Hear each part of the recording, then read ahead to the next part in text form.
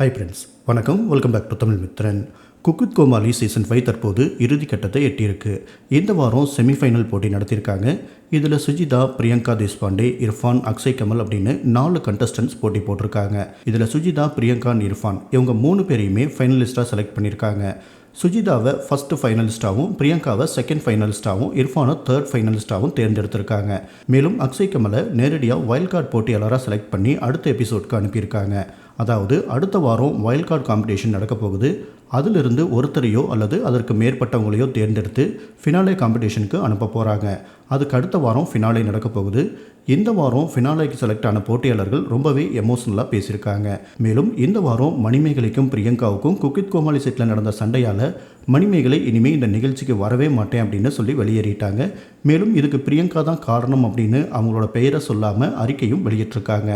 இப்படி ஒரு சூழ்நிலையில் பிரியங்கா என்ன பேசியிருக்காங்க அப்படின்னா, ஒரு ஹோஸ்ட்டாக இருக்கும்போது நான் என்ன பண்ணணும், எப்படி பண்ணணும் அப்படிங்கிறதெல்லாம் எனக்கு நல்லாவே தெரியும். ஆனால் ஒரு போட்டியாளராக போட்டி போடும்போது அது எந்த அளவுக்கு மன அழுத்தமாக இருக்கும் அப்படிங்கிறது ரொம்ப கஷ்டமாக இருந்துச்சு. நான் இது வரைக்கும் எத்தனையோ நிகழ்ச்சிகளை பண்ணியிருக்கேன். ஆனால் இந்த நிகழ்ச்சிக்கு பண்ண மாதிரி எஃபோர்ட்டோ, டெடிகேஷனோ அல்லது நேரம் ஒதுக்குறதோ வேறு எந்த நிகழ்ச்சிக்கும் பண்ணது கிடையாது. ரொம்ப இஷ்டப்பட்டு தான் இதை பண்ணியிருக்கேன் அப்படின்னு பிரியங்கா சொல்லியிருக்காங்க.